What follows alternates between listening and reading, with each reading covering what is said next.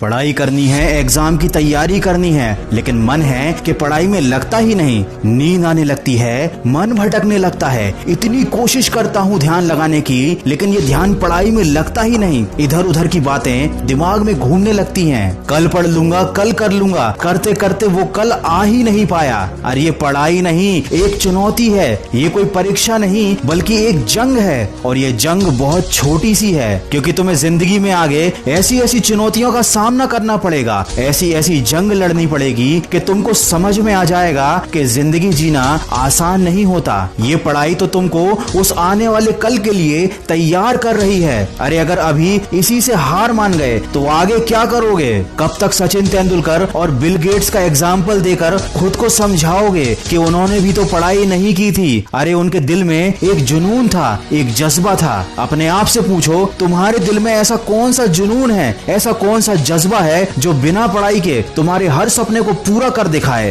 अरे जब तुम्हारी उंगलियों के निशान तक इस दुनिया में किसी और से नहीं मिलते, तो क्यों तुम अपनी तुलना दूसरों से करके हार मान लेते हो? कब तक इन बातों को सोचोगे कि पढ़ाई कुछ नहीं होती, पढ़ाई करने से क्या होता है, पढ़ाई करने से क्या मिल जाता है? अरे अगर पढ़ाई कुछ भी नहीं होती, पढ़ाई की कोई औकात नहीं है, तो ये पढ़ाई तुमसे क्यों नहीं हो रही? तुमको पता है ना, जिंदगी में अगर दूसरों से आगे जाना है, एक बेहतर जिंदगी जीनी है, तो वो काम करने पड़ते हैं जो दूसरों से करते नहीं बनते। सोचो पढ़ाई भी वही काम है जो हर किसी से करते नहीं बनता और तुमसे भी करते नहीं बन रहा। लेकिन अगर तुम कर लोगे तो तुम उन सब लोगों से आगे निकल जाओगे जो हार मान चुके हैं। आज अगर तुम अपने मन के ऊपर एक छोटी सी जीत हासिल कर लोगे तो कल बड़ी बड़ी मुश्किलों का भी हल निकाल पाओगे। सोचो अगर इतनी छोटी सी चीज से ही तुम हार गए तो आगे क्या करोगे? सोचो अगर इस मामूली से काम को करने के लिए तुम खुद को फोकस नहीं कर पा रहे हो तो आगे क्या करोगे? सोचो जब तुम अभी अपने मन को काबू में नहीं कर पा रहे हो तो आगे क्या करोगे? मैं ये नहीं कह रहा कि पढ़ाई से प्यार करो, मैं ये भी नहीं कह रहा कि किताब से प्यार करो, लेकिन कम से कम अपनी जिंदगी से तो प्यार करो। आज लॉकडाउन ने तुम्हारे सामने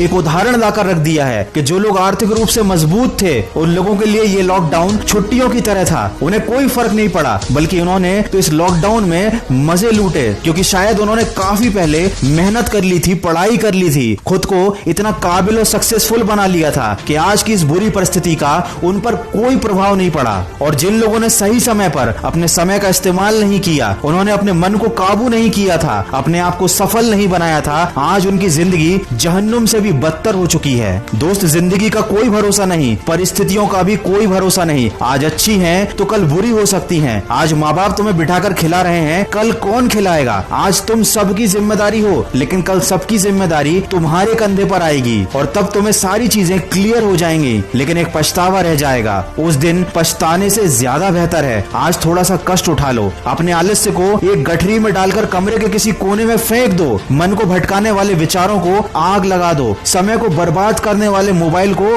स्विच ऑफ कर दो, अपने दिमाग को थोड़ा खाली करो और एक बार फिर से मेरी कही बातों को जरा ध्यान से सुनो। तुम्हें पढ़ने से कोई रोक नहीं पाएगा, तुम्हें आगे बढ़ने से भी कोई रोक नहीं पाएगा। एक बार मन में शांत दिमाग से खुद से कहो नो एक्सक्यूज, फिर देखो क्या होता है। ये बात हमेशा याद रखना, तुमको विकल्प बहुत मिलेंगे मार्ग भटकाने के लिए, लेकिन संकल्प सिर्फ एक ही काफी है मंजिल तक जाने के लिए। अगर इंसान में सीखने की और बदलने की चाहत हो तो वो अपनी गलतियों से सीख कर अपनी जिंदगी बदल सकता है। तो जो अभी तक हो गया उसका अफसोस मत करो, आज से और अभी से एक नई शुरुआत करो। और अगर इस वीडियो में कही गई बातों से तुम सहमत हो तो इसको शेयर जरूर करना। मैं मिलूंगा आपसे अगले वीडियो में जो आपके जीवन में सकारात्मक ऊर्जा को भर दे और आपको दिखाए एक सही दिशा। सुनते रहिए मन की आवाज।